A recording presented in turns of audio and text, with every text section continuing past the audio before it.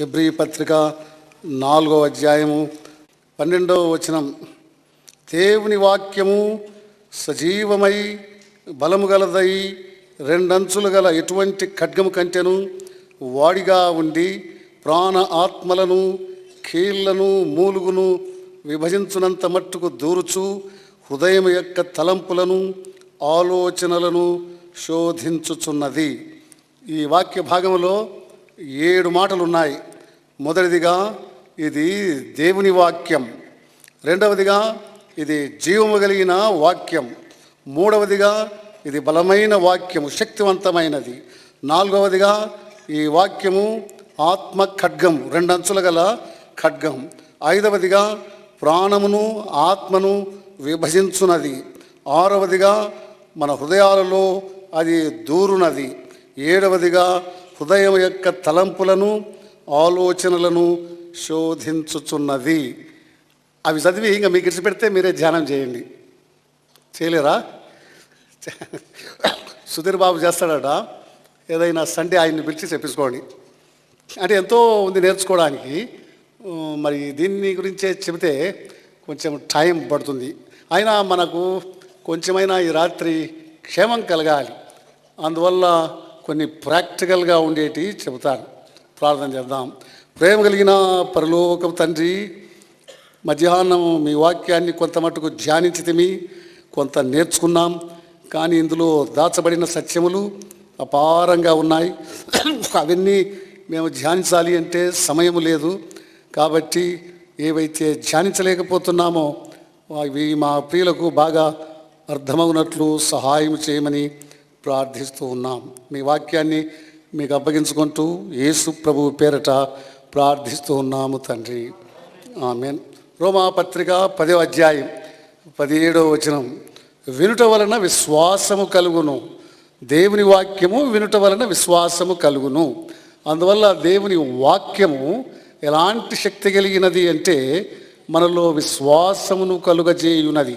ఆ విశ్వాసమును బట్టి ప్రభువును రక్షకునిగా అంగీకరిస్తాము, రక్షణానుభవాన్ని పొందగలం. అది కూడా కొంచెం గుర్తుంచుకుంటే మంచిది. కానీ దేవుని వాక్యాన్ని మినహాయించి మనము దేవునికి ప్రయోజకులము కాలేం. అందువల్ల బైబిల్ గ్రంథంలో ఒక వ్యక్తి తిమోతి అని ఉన్నాడు. 2 తిమోతి 2వ అధ్యాయం 21, 22 వచనాలలో పౌలు యవనస్తునికి ఇట్లా వ్రాసినాడు. తిమోతి, నువ్వు ఎలాగా ఉండాలి అంటే 4 విషయాలు రాశాడు ఆయన. నీవు ఘనత వహించిన పాత్రగా ఉండాలి, పరిశుద్ధపరచబడిన పాత్రగా ఉండాలి, యజమానుడు వాడుకున్నటకు అర్హమైన పాత్రగా ఉండాలి, ప్రతి సత్కార్యమునకు సిద్ధపరచబడిన పాత్రగా ఉండాలి. దేవునికి పాత్రలు అవసరం. ఆ పాత్రలు ఖాళీగా ఉంటే, శుభ్రంగా ఉంటే ఆయన తన వాక్కును ఆ పాత్రల్లో పోసి, తన మహిమను ఆ పాత్రల్లో పోసి ఆయన మహిమార్థమై రాజ్యవ్యాప్తి నిమిత్తమై ఆ పాత్రలను ఆయన వాడుతాడు. తిమోతి, నీవు అలాంటి పాత్రవు కావాలి. ఒక పాత్రగా కావాలి అంటే ప్రారంభం వాక్యం ద్వారానే. అది ఎట్లో కొన్ని మాటల్లో చెబుతాను. ఒకానొక దినమున జీవము కలిగిన దేవుడు ఇర్మియా అనే ప్రవక్తను సంధించి, ఇర్మియా, నేను నీతో మాట్లాడాలి, నీవు నా స్వరాన్ని వినాలి అంటే ఒక కుమ్మరి వాని ఇంటికి వెళ్ళు అన్నాడు. ఈ విషయం ఇర్మియా గ్రంథం 18వ అధ్యాయం మొదటి 6 వచనాలలో వ్రాయబడి ఉంది. ఆ కుమ్మరివాడు ఏం చేస్తున్నాడో నీవు నిదానించి చూడు, నీ వెనుక నా స్వరం నీకు వినపడుతుంది అన్నాడు. అట్లానే ఈ రాత్రి మీరంతా నాతో కలిసి ఒక కుమ్మరి ఇంటికి వెళ్దాం. ఆ కుమ్మరి వాని దగ్గర మనం నిలబడదాం. దేవుని స్వరం ఎట్లా వినపడుతుందో చూద్దాం. మీ అందరి పక్షంగా నేను కుమ్మరి వానితో మాట్లాడుతూ ఉన్నా. కుమ్మరివాడ, నీవు కుండలు పాత్రలు ఎలాగా చేస్తావు? కుమ్మరివాడు కొన్ని పాత్రలు పెద్దవి చేస్తాడు, కొన్ని చిన్నవి చేస్తాడు. కొన్ని పాత్రలు ప్రైమ్ మినిస్టర్ ఇళ్ళలోకి వెళ్తాయి, కొన్ని పాత్రలు ప్రెసిడెంట్ ఇళ్ళలోకి వెళ్తాయి, కొన్ని పాత్రలు మామూలు నీలాగా నాలాగా ఉండే వాళ్ళ ఇళ్ళల్లోకి కూడా వెళ్తాయి. అవన్నీ కుమ్మరు చేసిన పాత్రలు. ఎట్లా చేస్తారండి మీరు అని అడుగుదాం. ఆయన చెప్పేది ప్రథమంగా ఇట్లా చేస్తానంటాడు. నేను మా ఇంటిని వదిలి ఒక గడపార కానీ ఒక పికాసి కానీ తీసుకెళ్ళి పొలంలోనికి వెళ్తానంటాడు. అక్కడ ఆ గడపారతో భూమిని నేను త్రవ్వుతాను అంటాడు.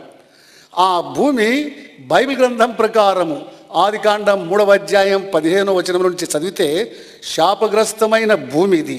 ఆరంభంలో ఈ భూమి శాపగ్రస్తమైంది కాదు. ఈ భూమిలో ఇసుక, తరువాత పండ్లు కులిపోవడం, ఆకులు రాలటం, గచ్చతీగలు, ముండ్లు ఉండేవి కావు. ఎప్పుడైతే మనిషి దేవుని ఆజ్ఞను ఉల్లంఘించి దేవునికి విరోధంగా పాపము చేశానో అప్పుడు ఈ భూమి కూడా దేవుని వలన శపించబడింది. అందువల్ల ముండ్ల తుప్పలు, గచ్చతీగలు, ఇసుక ఇలాంటివన్నీ తయారయ్యాయి. అట్లానే మనిషి కూడా దేవుని ఆజ్ఞలను ఉల్లంఘించి దేవునికి విరోధంగా పాపము చేసిన కారణాన మనిషి కూడా శాపగ్రస్తుడయ్యాడు. అంటే అర్థం ఏమిటంటే భూమి ఎట్లా అయితే శాపగ్రస్తమైందిగా ఉందో అట్లానే మనుషులు అట్లానే ఉన్నారు. కానీ కుమ్మరి ఈ శాపగ్రస్తమైన భూమి నుండే ఇలాంటి పాత్రలను తయారు చేస్తాడు. అట్లానే పరలోకపు కుమ్మరి ఇలాంటి శాపగ్రస్తమైన మనుషుల్లో నుండే ఆయన ఘనత వహించిన పాత్రలు, పరిశుద్ధమైన పాత్రలు, యజమానుడు వాడుకున్నటకు అర్హమైన పాత్రల్ని ఆయన చేస్తాడు. ఓ కుమ్మరి ఎట్లా చేస్తావో చెప్పు అని అడిగితే ఆయన చెప్తాడు, మొదటిదిగా ఈ భూమి అనేది పికాసి దెబ్బ అది తినాలి. ఒక గడపారతో కొట్టినప్పుడు ఆ భూమి దాని దెబ్బను అది తినాలి. అది కన్విక్షన్ అంటే. అట్లానే దేవుని యొక్క వాక్యము దేవుని యొక్క శక్తితో పరిచర్య చేయబడినప్పుడు అపోస్తుల కార్యాలు 2వ అధ్యాయం 37వ వచనం ప్రకారము, 2 సమూయేలు 12వ అధ్యాయం 13వ వచనం ప్రకారము మనిషి యొక్క హృదయానికి అది కృచ్చుకుంటుంది. అర్థమైందా అండి? దేవుని వాక్యము మనిషి హృదయమును కృచ్చుకొనను. గడ్డపార భూమిని కొట్టినప్పుడు భూమి కృచ్చబడుతుంది. కృచ్చబడకుండా ఉంటే భూమిలో నుంచి పాత్రలు తయారు కాలేవు. అట్లానే శపితమైన మనుషుల్లో నుండి దేవుడు వాడుకొనగలిగిన పాత్రలు తయారు కావాలి అంటే మొదటిదిగా దేవుని వాక్యము అనేది ఈ గడపార కానీ ఈ పికాసి కానీ 2 అంచుల అది పదును గల ఈ ఖడ్గం వాడబడినప్పుడు అవి కృచ్చబడాలి. అందుకని మిమ్మల్ని అందరినీ మొదటి ప్రశ్న, దేవుని యొక్క నేర్పరితనము కలిగిన హస్తాలలో మీరు ఘనత వహించిన పాత్రలుగా కావాలి అంటే, పరిశుద్ధపరచబడిన పాత్రలుగా కావాలి అంటే, యజమానుడు వాడుకున్నటకు అర్హమైన పాత్రలుగా కావాలి అంటే, ప్రతి సత్కార్యమునకు సిద్ధపరచబడిన పాత్రలు కావాలి అంటే మొదటి ప్రశ్న, మీ జీవితంలో ఎప్పుడైనా ఏ కూడికలోనైనా ఏ మీటింగ్లోనైనా వాక్యము పరిచర్య చేసినప్పుడు ఆ వాక్యము మిమ్ములను కృచ్చుకొనేనా? లేదు బ్రదర్ అంటే మీరు కానే కాలేరు పాత్రలుగా. ఆయన చేతిలోని పాత్రలు మీరు ఎన్నటికీ కారు. ఎప్పుడైతే దేవుని వాక్యము మీకు విడుదల చేయబడునో ఆ వాక్యము 2 అంచుల ఖడ్గము గలదని వ్రాయబడి ఉంది. ఆ వాక్యము హృదయాన్ని గుర్చాలి. ఎప్పుడైనా గుర్చిందో ఆ ఆకరోలను కూడా అడుగుతున్నాను, మీ జీవితంలో ఈ స్థలంలో కాకపోయినా వేరే స్థలంలోనైనా, లేకపోతే మీరు వాక్యాన్ని చదివేప్పుడైనా, చిన్న కూడికల్లోనైనా వాక్యాన్ని మీరు విన్నప్పుడు వాక్యం మీ హృదయాన్ని గుర్చుకొనేనా? దావీదు మహారాజుకు నాతాను అనే ప్రవక్త వాక్యాన్ని పరిచర్య చేసినప్పుడు ఆయన హృదయాన్ని కృచ్చుకొనేను. అప్పుడు ఆయన అన్నాడు, దేవా విరిగి నలిగిన హృదయాలను మీరు అలక్ష్యం చేయరు అన్నాడు. అంటే ఆయన హృదయము విరిగెను, నలిగెను. అట్లానే పేతురు వాక్యాన్ని పరిచర్య చేసినప్పుడు యెరూషలేము పట్టణంలో వాళ్ళు గట్టిగా ఇట్లా అరిచినారు. అపోస్తుల కార్యాలు 2వ అధ్యాయం 37వ వచనం, సహోదరులారా మేము రక్షింపబడడానికి ఏం చేయాలి చెప్పండి అన్నారు. అంటే వారి హృదయాలలో దేవుని వాక్యము గుర్చబడెను. మీ హృదయాలలో దేవుని వాక్యము గుర్చబడితే అది దేవుని శక్తి కాబట్టి మీరు ఆయన చేతుల్లో పాత్రలు కాగలరు. కాబట్టి మొదటి ప్రశ్నకు మీకై మీరే జవాబు చెప్పుకోండి. ఒకవేళ మీరు వినొచ్చు, ఫలాని దినమున నేను వాక్యాన్ని విన్నాను, నా హృదయం గుర్చుకున్నది వాక్యము, నా పాపములను ప్రభు సన్నిధిలో ఒప్పుకొంటిని. మీరు పాత్రలుగా తయారు కావటానికి ఆస్పదం ఉంది. అది మొదటి అనుభవం. మీరు కూడా ఎప్పుడైనా ఏ కుడికలోనైనా వాక్యము పరిచర్య చేయబడినప్పుడు మీ హృదయాలలో మీరు గుచ్చపడి పాపాన్ని ఒప్పుకొని ప్రభువా నన్ను క్షమించు, నేను పాపిని అని చెప్పగలిగిన దినం ఏదైనా ఉంటే మీరు దేవుని చేతుల్లో పాత్రలుగా తయారు కాగలరు. అవి మామూలు పాత్రలు కాదు, దేవుడు వాడుకున్న పాత్రలు, అవి పరిశుద్ధమైన పాత్రలు, అది ఘనత వహించిన పాత్రలు. అట్లా కావాలి అని ఆయన యొక్క పరమ ఉద్దేశం. అది మొదటిది. రెండోది, కుమ్మరి గారు మళ్ళీ ఏం చేస్తారండి మీరు అని అడుగుదాం. ఆయన అంటాడు, ఇట్లా భూమిని తవ్విన తర్వాత ఆ మట్టిని అక్కడే ఉంచాను నేను, పొలంలో నుంచి మట్టిని మా ఇంట్లోకి తెస్తాను అంటాడు. అది వర్క్ ఆఫ్ సపరేషన్ అంటే. లోకములో నుంచి దేవుని ఇంటిలోనికి, లోకములో నుంచి దేవుని దగ్గరికి ప్రత్యేకించబడిన జీవితము జీవించాలి. మళ్ళీ లోకములోనే ఉండరాదు. ఒకవేళ ఆ తవ్విన మట్టి అక్కడే విడిచిపెట్టినాం అనుకోండి, వర్షం వస్తుంది, మళ్ళీ ఆ గుంతలకే పోద్ది, అది మళ్ళీ ఎండ వస్తుంది, అది ఎండిపోద్ది, రెండోసారి తవ్వడానికి కష్టం అయిపోద్ది. లేకపోతే పశువులు వచ్చి దాన్ని అంతా తొక్కేస్తాయి. కాబట్టి రెండవ అనుభవం గుండా నేను నీవు వెళ్ళాలి. ఏమిటి రెండవ అనుభవం? లోకములో నుంచి దేవుని దగ్గరికి రావడం, లోకములో నుండి దేవుని ఆలయానికి రావడం. దేవుని ఆలయానికి ఎందుకు రావాలి? అక్కడ మిగిలిన పాత్రలు తయారవుతూ ఉన్నాయి, ఆ పాత్రల దగ్గరికి ఈ మట్టి రావాలి. ఒక మాట అంటారు ఓరియంటేషన్ అని. ఓరియంటేషన్ అంటే తెలుసా అండి? ఇప్పుడు ఒకవేళ మీరు అమెరికాలో చదవడానికి వెళ్తారనుకోండి, అంటే ఆ పద్ధతులు మీకు తెలియవు, అందువల్ల వాళ్ళు ఒక మాసం ముందు రమ్మని అడుగుతారు. వాళ్ళు తినే పద్ధతి, మనం అన్నం తినడానికి మనకు ఇప్పటికి కూడా రాదు. కొంతమంది అన్నం తింటే పశువులు తిన్నట్టు శబ్దం అవుతుంటుంది. నేను ఒక ఇంట్లో ఉన్నా, ఆ ఇంటి పక్కన మనిషి తింటుంటే నాకు ఈ రూమ్లో వినపడుతుంటుంది. కారణం తెలియదు, అంటే అంత శబ్దం చేస్తారు. తర్వాత కొంతమంది హోటళ్ళల్లో తింటుంటే ఆ పెరుగు రసము తర్వాత మజ్జిగ ఇట్లా తింటుంటే ఇక్కడి నుంచి ఇక్కడ కారుతుంటుంది. అంతే, మాకు తెలియదు, ఏం చేయమంటావు మరి. అందుకని తర్వాత అక్కడ ప్లేట్ ఉంటుంది అనుకోండి, వీళ్ళు ఇక్కడి నుంచి అది అందుకుంటారు ఇట్లా, అంటే ఈ సుక్కలన్నీ పడుతుంటాయి వేరే ప్లేట్లలో. అక్కడ అట్లా తినారు, పక్కనున్నా కానీ వాళ్ళని అడుగుతారు, వీళ్ళు ప్లీజ్ పాస్ ఇట్ అని, మాకు ఇస్తారా అని. అందుకని ఎన్నో మర్యాదలు నేర్పుతారు అక్కడ, చాలా మర్యాదలు. అది ఓరియంటేషన్ అనేది. ప్రతిదానికి థ్యాంక్ యూ చెప్తారు, తప్పు చేస్తే సారీ అని చెప్తారు. అట్లా ఎన్నో నేర్చుకునేటివి ఉన్నాయి. మనకు చాలా మటుకు రానే రావు. ఇప్పుడు పోస్ట్ ఆఫీస్కి పోతాం అనుకోండి, డబ్బిచ్చి కార్డులు కొనుక్కుంటాం, ఆ మనిషి కార్డులు ఇస్తారు, వాళ్ళైతే కినా థ్యాంక్ యూ అని చెప్తారు. మనం ఎందుకు చెప్తాం థ్యాంక్ యూ? ఒక్క థ్యాంక్ యూ కూడా చెప్పాం మనం. ఆ మాటలు మనకు రానే రావు. కాబట్టి ఓరియంటేషన్ అనేది అక్కడ నేర్పుతారు. వారి అలవాట్లు, వాళ్ళ మాటలు అవన్నీ చెబుతారు. అది తెలుసుకోవాలి. వాళ్ళు అన్నం తినేటప్పుడు నోరు ఇట్లా తెరిచి తినరు, మూసుకొని నములుతారు. అందుకని ఎన్నో ఉన్నాయి అట్లాంటివి. అట్లానే అంటే వాళ్ళు ఈ దేశానికి వస్తే మనం వారికి ఓరియంటేషన్ ఇవ్వాలి. ఒక అమెరికన్ ఇక్కడికి వచ్చినాడు, వస్తే మద్రాస్ హోటల్ అని ఒకటి ఉంటుంది. అక్కడ దోశలు ఇస్తారు, ఇడ్లీలు ఇస్తారు, సాంబార్ ఇస్తారు. ఈ అమెరికన్ వచ్చినాడు సర్దార్జీ ఇంట్లోకి వచ్చినాడు, ఫ్రెండు. ఆ సర్దార్జీ రెస్టారెంట్ కంటే హోటల్ అంటాం కదా, అక్కడ తీసుకెళ్ళి దోశ ఆర్డర్ చేశారు. అమెరికాలో దోశల్లాగా ప్యాన్ కేక్స్ అని ఉంటాయి, వాళ్ళు దోశ అన్నారు, ప్యాన్ కేక్స్ అంటారు. ఇక్కడ మనకు దోశలు ఇస్తారు, దానికి పచ్చడో ఏదో ఇస్తారు. ఈ సర్దార్జీ ఏం చేశాడు, ఆ దోశని ఇట్లా సగం దుంచేసి మడిసి 2 ఏట్లలో అంతా తినేసినాడు. ఈ అమెరికన్కు అర్థం కావడం లే ఎట్లా తినాలనో. వాళ్ళు చేతులతో తినలేరు. ఒకవేళ ఇట్లా చేతులతో ఇట్లా తినాలి అంటే ఇట్లా తినాలి, అది లోపలికి పోదు, షవల్ చేసినట్టు పోతుంది. అందుకని వాళ్ళు ఫోర్క్స్ అన్నా స్పూన్స్ అన్నా వాడతారు. కానీ ఈ మనిషి ఇండియన్ పద్ధతి నేర్చుకోవాలి అని ఆ సర్దార్జీ ఎట్లా చేసినో అట్లా చేయడానికి ట్రై చేసినాడు. చేసి ఎట్లా ఒకటి కష్టపడి తినేసినాడు. ఇంకా ఆ సర్దార్జీ ఏం చేశాడంటే లేచిపోయి ట్యాప్ దగ్గర ఇట్లా నీళ్లు కడుక్కొని ఆ తడి చేతులు తన గడ్డానికి ఇట్లా రుద్దుకున్నాడు. ఈ సర్దార్జీలు అట్లే చేస్తారు, అంటే ఇట్లా ఇట్లా రుద్దుకున్నాడు. ఈ అమెరికన్ చూసినాడు, ఈయన పోయి చేయగడుక్కున్నాడు, ఈయనకు గడ్డం లేదు. ఆయన అనుకున్నాడు ఇది టవల్ ఏమో ఇళ్లకు అని, వాని గడ్డానికే పోయి ఇట్లా ఉద్దేశినాడు. అది ఓరియంటేషన్ అంటే, అర్థమైందా అని. అట్లా పాత్రలు తయారవుతున్నాయి ఇంట్లో. ఆ భాష నేర్చుకోవాలి, ఆ పాటలు నేర్చుకోవాలి. అందుకని మట్టి ఇంట్లోకి తెస్తాడు ఆయన. ఇట్లా మనోళ్ళు కూడా అక్కడికి పోయినప్పుడు, ఇప్పుడు కొంతమంది నన్ను అడుగుతారు ఆ దేశంలో, మీరు ప్లేట్లు అంటే ఇక్కడ ప్లేట్లు ఉంటాయి కదా, వాళ్ళు ప్లేట్లలో తిని మనం పడేస్తామని వాళ్ళు పడేస్తారు. అట్లనే ఒక అమెరికన్ వచ్చాడు, ఒక చపాతీ ఇచ్చినారు ఆయనకు, దాని మీద ఆలుగడ్డ కూర వేసినారు. ఆయన అనుకున్నాడు ఆ చపాతీ ప్లేట్ అని, ఆలుగడ్డ తిన్నాడు, చపాతీ తీసి పడేసినాడు. అట్లా అంటే ఓరియంటేషన్ తెలియక. అందుకని కొన్ని అలవాట్లు మనకు సరిగా తెలియవు. ఓసారి ఒక కాలేజీలో ఒక మనిషిని చూడడానికి పోయినాం, నేను ఒక ఆయన. ఆ మనిషి ఆ దినం క్యాఫెటేరియాకి పోయి అన్నానికి పోలేదు.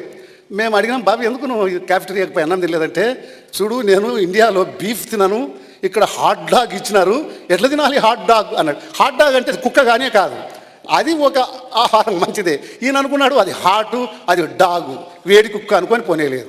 ఎందుకంటే తెలియక అట్లా కొన్నిసార్లు చేస్తారు. ఇంకొక ఆయన ఒక పాస్టర్ ఇంట్లో ఉన్నాడు, ఉంటే కాఫీ ఆర్డర్ చేసినారు.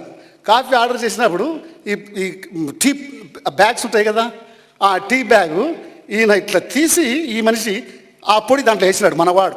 ఆయన అన్నాడు లేదు లేదు బ్యాగ్ అట్లా వేయాలని. మళ్ళీ అది వాపస్ ఇచ్చి నీళ్లు తెచ్చినారు, ఆ బ్యాగ్ ఆడేసినాడు.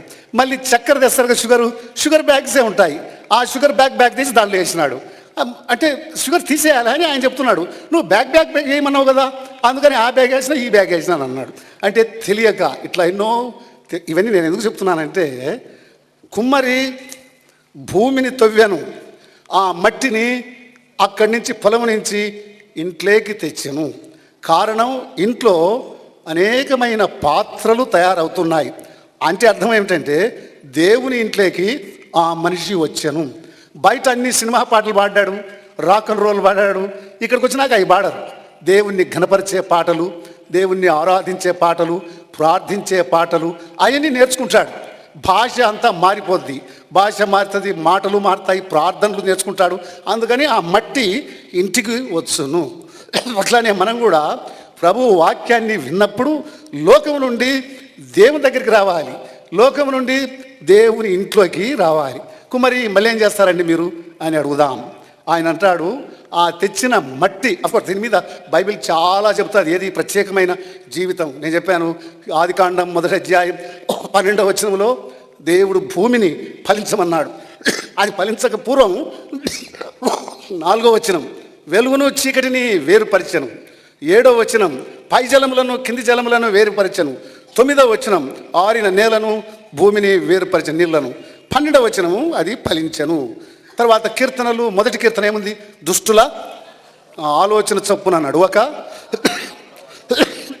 కూర్చుండక అనేటి, అది ప్రత్యేకమైన జీవితాన్ని గురించి అది చెబుతుంది. అది 2వ అనుభవం. 3వది ఆయన అడుగుదాము, దాంట్లో పిల్లలు ఉంటాయి. పిల్లలు అంటే తెలుసా అండి, గట్టి ఉంటాయి మట్టి, అవన్నీ ఆయన పగలగొడతాడు ముందు. అట్లనే మానవులమైన మనలో అనేకమైన పగలగొట్టేటి ఉన్నాయి, అంటే దేవునికి అయిష్టమైనవి అన్నీ. అందువల్ల గలతీ పత్రిక తర్వాత దాంట్లో 17 ఉన్నాయి అన్నమాట. 19వ వచనం 5:19 నుండి చదివితే శరీర క్రియలన్నీ 17 ఉన్నాయి, అవన్నీ పగిలిపోవాలట. కానీ దేవుడు పగలగొట్టేటప్పుడు మనిషిని ఏ స్థలంలో తాకుతాడో మనకు తెలియదు, ఏ విధమైన ఆయన పనిముట్టును వాడునో మనకు తెలియదు. అది ఒక జబ్బు కావచ్చు, వేరే ఏదైనా కష్టమైనది రావచ్చు, కష్టాలను అలవ చేయొచ్చు, ఏదైనా ఆయన పగలగొట్టడానికి ప్రయత్నం చేస్తాడు, కానీ నాశనం చేయడానికి కాదు. రోమాపత్రిక 8వ అధ్యాయం 1వ వచనంలో క్రీస్తునందున్న వారికి ఏ శిక్షా విధియు లేదు. మార్క్స్ వార్త 7వ అధ్యాయం 37వ వచనం, ఆంగ్లంలో చాలా బాగుంది. He has done all things well. ఆయన అన్ని మంచి చేస్తాడు, చెడ్డవి ఏవి చేయడు. కీర్తనలు 18:30, ఆయన మార్గము యథార్థమైనది, దాంట్లో తప్పు కొంచెం కూడా ఉండదు. కాబట్టి దేవుడు పగలగొట్టే ఒక ప్రాసెస్ను ఆయన తయారు చేస్తాడు. అందువల్ల ఒక్కొక్కరికి ఒక రకమైన కష్టాలు కానీ, శ్రమలు కానీ, ఇరుకులు కానీ, ఇబ్బందులు కానీ వస్తాయి. వచ్చినప్పుడు మనము దేవుని సన్నిధిలో నుంచి పారిపోనవసరం లేదు. ఏం చేయాలంటే, ప్రభువా ఈ కష్టం వచ్చినందుకు మీకు వందనాలు, ఈ కష్టాల ద్వారా నేను ఏది నేర్చుకోవాలనో అది నేర్చుకోగలుగుటకు నాకు జ్ఞానము కృపను మీరు అనుగ్రహించండి అని ప్రార్థన చేయాలి. కారణం, ఆయన ఎప్పుడే కానీ తప్పు చేయడు. కాబట్టి ఇది 3వది, ఏది పిల్లలన్నీ పగిలిపోవడం. 4వది, కుమారి మళ్ళీ ఏం చేస్తారండి అని అడుగుదాం. ఆయన నీళ్లు పోస్తానంటాడు, ఎందుకంటే అదంతా మెత్తగా కావాలి కదా, చాలా రఫ్గా ఉంటుంది. మనమందరము రఫ్ మనుషులమే, రష్యన్స్ కాకపోయినా కానీ రఫియన్స్గా ఉంటాం. మన మాటలు కరుకు, మన చూపులు కరుకు, మన ప్రవర్తన కరుపు. అందువల్ల తడవాలంటే నీళ్లు పోస్తాడు ఆయన. ఆ నీళ్లు పోసినప్పుడు మట్టిలో కింద పైన అన్ని స్థలాల్లో అది తడిసి ఉంటుంది. అట్లానే నీళ్లు బైబిల్లో 3 రకాల అర్థాలు ఇస్తుంది. ఎక్కడైతే నీళ్లు తాగడానికి వాడబడినట్లు వ్రాయబడినో అది పరిశుద్ధాత్మకు గుర్తు. ఎక్కడైతే చేతులు కడుక్కోవడానికి, కాళ్ళు కడుక్కోవడానికి వాడబడెనో అది దేవుని వాక్యానికి సాదృశ్యం. ఎఫ్ఎస్సి 5:26, యోహాను సువార్త 15 మొదటి 3 వచనాలు ప్రభువే అన్నాడు. ఏమని, మీరు యు ఆర్ క్లీన్, నా వాక్యాన్ని బట్టి మీరు క్లీన్ అన్నాడు.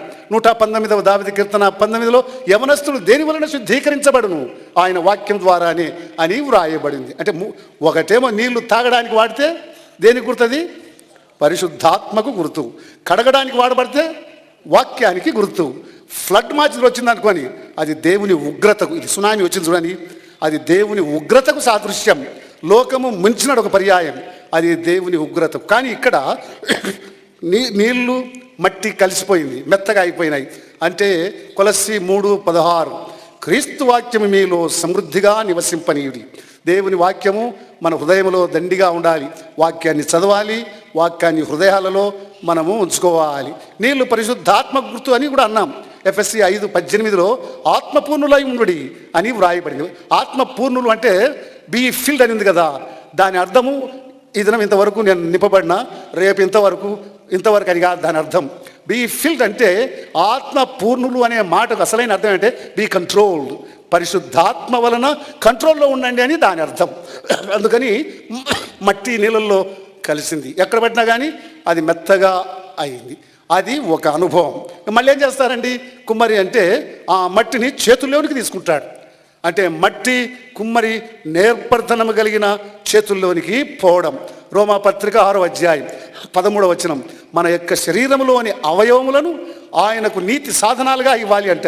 అంటే అర్థం ఏమిటంటే, ప్రభువా ఈ చేతులు దొంగతనాలు చేశాయి, చేతులు పాపపు క్రియలు చేశాయి, ఈ చేతులు మీకు అయిష్టమైన అనేకమైన కార్యాలు చేస్తాయి.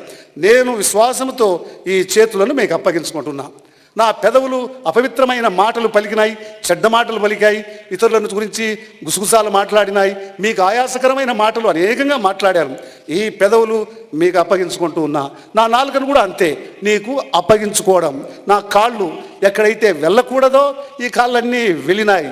మీకు ఆయాసకరమైన మార్గాల్లో నా కాళ్ళు తిరిగినాయి, కాబట్టి కాళ్ళను కూడా నీకు అప్పగించుకుంటున్నాను. అది దాని అర్థం. అంటే మట్టి కుమ్మరి చేతుల్లోకి వచ్చినట్లు మన యొక్క అవయవాలు నీతి సాధనాలుగా ఆయనకి ఇవ్వాలి. 2 కొరింథీ 6:16 మన శరీరాలు దేవుని ఆలయాలట. ఏం దేవుని ఆలయాలు? జీవము కలిగిన దేవుని ఆలయాలు. తర్వాత 2 కొరింథీ 3:3 ఈ ఆలయాల్లో ఉండే ఆత్మ జీవము కలిగిన దేవుని ఆత్మ. కాబట్టి మన శరీరాలు ఆయనకు అప్పగించాలి. అది కుమ్మరి చేసేది. అంటే మట్టి కుమ్మరి చేతుల్లోనికి వచ్చింది. అప్పుడు ఆయన కుమ్మరి తనకిష్టం వచ్చిన పాత్రలు తయారు చేస్తాడు. కొన్ని పెద్దవి చేయగలడు, కొన్ని వెడల్పు చేయగలడు. ఆయనకి ఇష్టం వచ్చిన పాత్ర ఏది కావాలంటే అది చేయగలడు ఆయన. అందువల్ల ఆయన చేతుల్లో మనం ఉండడం, ఆయనే మనల్ని నేర్పరతనం కలిగిన హస్తాల్లో ఒక షేప్లోకి ఆయన తీసుకొస్తాడు. ఆ తర్వాత కుమ్మరి మీరేం చేస్తారంటే, ఈసారి చేసేది ఎవరికి ఇష్టం ఉండదు. ఏం చేస్తాడు ఆయన? మళ్ళీ ఏం చేస్తాడండి? అగ్గిలో వేస్తాడు. అది ఎవరికి ఇష్టం లేదు. కొన్ని పర్యాయాలు మన జీవితాల్లో అగ్ని లాంటి శ్రమలు వస్తాయి. ఒకవేళ మిమ్మల్ని ఎవరైనా పైకి వచ్చి చెప్పండి అంటే చాలామంది చెప్తారు. ఎన్నో కుటుంబాల్లోనో అగ్ని లాంటి శ్రమలు వచ్చినాయి, నాకు తెలుసు బాగా. ఆ శ్రమలలో వాళ్ళు నిలబడిపోయిరి. ఆ అగ్ని లాంటి శ్రమల గుండా దేవుడు మనల్ని నాశనం చేయడానికి పంపాడు. ఒక పరమ ఉద్దేశం, మనల్ని బలపరచడానికి, మనకు మహిమను తొడగడానికి, మనకు పాఠం నేర్పడానికి, ఇతరులకు వాళ్ళు కూడా అలాంటి కష్టాలలో వెళ్ళేప్పుడు మనం వాళ్లకు సహకారులముగా, ఆదరించువారముగా మనము ఉండగలం. అంటే ఎంతోమంది నాకు తెలిసిన వాళ్ళు ఇక్కడ వాళ్ళే ఉన్నారు. అంటే అన్ని శ్రమల గుండా, అగ్నిలాంటి శ్రమల గుండా వెళ్ళిన వాళ్ళు. అలాంటి పరిస్థితుల్లో ఒకప్పుడు నేను కూడా ఇక్కడికి వచ్చాను. అంటే నేను చెప్పేది ఏమిటంటే, దేవుడు ఒక పరమ ఉద్దేశంతో ఈ పాత్రలను అగ్నిలాంటి శ్రమల గుండా పంపుతాడు, నాశనం చెయ్యాడు. ఇది వాస్తవికమైన సత్యం. ఒక దినం సడన్గా నాకు ఒక టెలిగ్రామ్ వచ్చింది ఢిల్లీ నుంచి. మా అన్న అందరికంటే పెద్ద ఆయన, అప్పటికి ఆయన 44 సంవత్సరాలు, 8 మంది పిల్లలు ఉన్నారు, బాగులేడు అని ఒక కేబుల్ వచ్చింది. అది సాయంత్రం వచ్చింది. మళ్ళీ 4 గంటలకు ఇంకొక వర్తమానం వచ్చింది, చనిపోయినాడు, మా దగ్గరికి వచ్చి మమ్మల్ని ఆదరించండి అని. నేను బెంగళూరులో ఉన్నా, మా తల్లి మేమంతా ఉన్నాం. బెంగళూరు నుంచి ఢిల్లీకి వెళ్ళాలి అంటే ఏరోప్లేన్లో వెళ్ళాలి, మాకు డబ్బులు లేవు అని. ఒక అమెరికన్ నాకు తెలిసిన ఆయన దగ్గరికి పోయి ఈ సంగతి చెప్తే ఆయన నాకు ఒక చెక్కు రాసి ఇచ్చినాడు. ఆ చెక్కు తీసుకెళ్ళి ఎయిర్లైన్స్లో 4 టికెట్లు, అప్పుడు బక్సింగ్ గారు కూడా ఉన్నారు, బెంగళూరులో రెస్ట్ కానీ వచ్చాడు. ఆయనకి టెలిగ్రామ్ ఇస్తే నేను కూడా ఢిల్లీకి వస్తాను అన్నాడు. అప్పుడు 5 టికెట్లు అయినాయి. అప్పుడు ఆ టికెట్ కౌంటర్ దగ్గరికి పోతే ఆ మనిషి అన్నాడు, ఈ చెక్కులు మేము తీసుకోము అని అన్నాడు. ఇంకా దాన్ని పైసలు ఎవరు చేయగలరు, టైం అయిపోతుంది. అక్కడే నిలబడి ప్రార్థన చేశాను, ప్రభువా నాకు సహాయం చేయని. అంత లోపల నాకు తెలిసిన ఒక స్నేహితుడు అక్కడికి వచ్చాడు. ఆయనకు చెక్ ఇచ్చి క్యాష్ చేసుకొని రా అన్నాను. ఆయన క్యాష్ చేసుకొని వస్తే 5 టికెట్లు తీసుకున్నాం. ఇంకా ఇంట్లో ఏది చేయడానికి లేదు టైం. మా తల్లి బహుగా ఏడుస్తూ ఉంది. ఆమెను నేను కంఫర్ట్ చేయాలి. తర్వాత ఆ ఇల్లు ఎవరు చూసుకుంటారు మేము లేనప్పుడు? ఒక పోస్ట్ మాస్టర్ యంగ్ మ్యాన్ ఉన్నాడు, విశ్వాసి. బ్రదర్ ఇల్లు చూసుకొని ఆయన కీస్ ఇచ్చేసి అంతే, షర్టు ప్యాంటు అంతే, ఇంకా వెళ్ళిపోయినాం. వెళ్ళిపోయినాక 21 రోజు ఢిల్లీలో ఉన్నాం. ప్రతి దినం నేను వాక్యం చెప్పిన, ప్రతిదినం నాకు తెలిసిన వాక్యం. అట్లా చెప్పడంలో దేవుడు మమ్ములను ఆదరించాను. మళ్ళీ మేము ఇంటికి వచ్చినాం. దారిలో మా నాన్నగారు రాలేదు. ఆయన దగ్గరికి పోయి ఆయన్ను కంఫర్ట్ చేశాం. మళ్ళీ హైదరాబాద్ వెళ్ళాల్సి వచ్చింది. అక్కడ మా ఆంటీకి డాటర్ 19 సంవత్సరాల అమ్మాయి ఈజీ చైర్లో కూర్చొని చనిపోయింది. కాబట్టి ఆమెను మేము ఆదరించాలి. అక్కడికి పోయినాక ఆమెను ఆదరించడానికి ప్రార్థన చేశాం, కొన్ని మాటలు చెప్పాం. మళ్ళీ బెంగళూరుకు వచ్చాను. వస్తాను, ఈ పోస్ట్ మాస్టర్ కనపడి, బ్రదర్ చాలా విచారమైన వార్త అండి. ఏమైంది బ్రదర్ అంటే, మీ ఇంట్లో దొంగలు పడ్డారు అన్నాడు. పర్వాలేదు అన్నా. మళ్ళీ అంటున్నాడు దొంగలు పడుతున్నారు అని. పర్వాలేదు లేవు బ్రదర్ అన్నా. మళ్ళీ ఆయన నాకు బాగా అర్థం చేయడానికి, మీ ఇంట్లో ఏవీ లేవు, పుస్తకాలు మంచాలు ఉన్నాయన్నాడు. సరే పర్వాలేదన్నా. అక్కడికి పోయిన తర్వాత తలుపులు పగలగొట్టినారు ఎవరో. ఆ తలుపు దగ్గరే మేము మోకరించినాం. నేను ఇట్లనే ప్రార్థన చేసినాం, ప్రభువా ఈ దొంగలు ఇల్లు పగలగొట్టాలని ఆలోచన చేసినప్పుడు నువ్వు వాళ్ళ దగ్గరే నిలబడ్డావు, నాకు తెలుసు. వాళ్ళు తాళాలు పగలగొడుతుంటే ప్రక్కనే నిలబడినావు, అది కూడా నాకు బాగా తెలుసు. ఇంట్లోకి జొరబడి అన్ని బియ్యం సంచులు కూడా తీసుకుపోయినప్పుడు నువ్వు వాళ్ళ దగ్గర ఉండి వాళ్ళని పంపినావు. కాబట్టి ఇది నీ చిత్తంలో జరిగింది. నేను ఒక్క ప్రశ్న కూడా అడగను. ఈ శ్రమ గుండా నేను ఏది నేర్చుకోవాలనో అది నాకు నేర్పు అని అట్లానే చేశాను. చేసి లోపల టెలిగ్రామ్ వచ్చింది. ఇంకొక అంకుల్, ఆయనకు 42 సంవత్సరాలు, ఆయన హార్ట్ అటాక్ వచ్చి చనిపోయినాడు, మమ్మల్ని రమ్మంటున్నాడు. ఎక్కడి నుంచి పోగలము? మళ్ళీ 5వ రోజు ఇంకొక టెలిగ్రామ్ వచ్చింది, ఫాదర్ పాస్డ్ అవే, వచ్చి కంఫర్ట్ చేయమని. ఇంకా నేను ఆ గదిలోకి వెళ్ళి, ప్రభువా నీ వార్తలు నీ చాలు అని నేను ప్రార్థన చేశాను. నేను ఎందుకు చెప్తున్నానంటే, కొన్నిసార్లు దేవుడు ఇట్లాంటి శ్రమల గుండా మనల్ని పంపుతాడు. కానీ మనము ఏదో నేర్చుకున్నప్పుడు ఆయన్ను ప్రశ్నించరాదు, ఆయనను గొనగకూడదు, ఆయన సనగకూడదు. ఏమని అడగాలి? నీ మార్గము యథార్థమైనది, నీవు జ్ఞానమునకు మించిన దేవుడవు, నువ్వు ఎప్పుడే కానీ మిస్టేక్ చేయడు. దేవుడు ఎప్పుడు మిస్టేక్ చేయడు, ఆయన ఎన్నడే కానీ మిస్టేక్ చేయడు. కానీ నాకు అర్థం కాలేదు, కాబట్టి దీని గుండా నేను ఏం నేర్చుకోవాలనో నాకు నేర్పు. అట్లా చేయండి. మీకు కూడా ఇప్పుడు ఎంతమందికి ఎన్ని కష్టాలు ఉన్నాయో నాకు తెలియదు, కానీ ఒకటి తెలుసు, మీకు కష్టాలు ఉన్నాయి. కానీ ఆ ఉన్నప్పుడు ఈ మార్గాన వెళ్ళండి, మీ చిత్తము మా జీవితాల్లో సిద్ధించునుగాక. ప్రభువా మిమ్మలను ప్రశ్నించడానికి మాకు మనస్సును తీసివేయండి, మీ చిత్తానికి లోబడే స్వభావాన్ని మాకు ఇవ్వాలి అని అడగాలి. అట్లా అయిన తర్వాత అగ్గిలో నుంచి పాత్ర బయటకు వచ్చేసింది. దీనికి అంతటికీ కారణం ఆరంభంలో వాక్యమే. వాక్యం కనుక లేకపోయింటే ఈ పాత్ర వచ్చేదే కాదు. ఆ పాత్రను ఇంకా దేవుడు వాడతాడు. ఎట్లా వాడతాడు? 3 కండిషన్లు ఉన్నాయి పాత్రను వాడడానికి. కండిషన్ నెంబర్ 1, అది ఎంటీగా ఉండాలి. దాంట్లో మిరపకాయలు, ఉల్లిగడ్డలు, చెత్త అదంతా ఉండరాదు, దేవుడు వాడడు అట్లాంటి పాత్రలు. రెండోది శుభ్రంగా ఉండాలి, పరిశుద్ధపరచబడిన పాత్ర అని చదివినాం కదా. మూడోది అవైలబుల్గా, దేవుడు నేను వాడుకుంటానంటే యెషయా చెప్పినట్టు హియర్ ఐ యామ్ ప్రభువా నేను ఇదిగో ఇక్కడ ఉన్నాను అనేటట్లు రెడీగా ఉండడానికి ఉండాలి. ఈ 3 కండిషన్లు కనుక ఉంటే దేవుడు వాడతాడు. ఏ కండిషన్? నెంబర్ 1 కండిషన్ అయితే మొదటిది ఏమిటి? ఖాళీగా ఉండాలి. అందుకని హృదయాన్ని పరీక్షించుకోవాలి. ఇది ఖాళీగా ఉందా? దీంట్లో లేనిపోయినవన్నీ, దేవునికి అయిష్టమైనవన్నీ నా హృదయంలో నింపేశానా, అవి తీసేసేయాలి. రెండోది ఎట్లుండాలి? పరిశుభ్రంగా ఉండాలి. ఎంగిలి పాత్రల్లో ఎవరు అన్నం వడ్డించారు, అది కడిగి అన్నం వడ్డిస్తారు.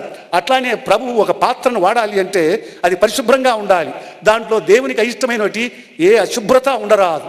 అందుకని దాన్ని ప్రభు సన్నిధిలో ఒప్పుకొని, అది చూడండి ఒప్పుదల అంటే కన్ఫెషన్ అనేది నీళ్లు తాగడానికి కాలువలను శుభ్రం చేయడం లాంటిది.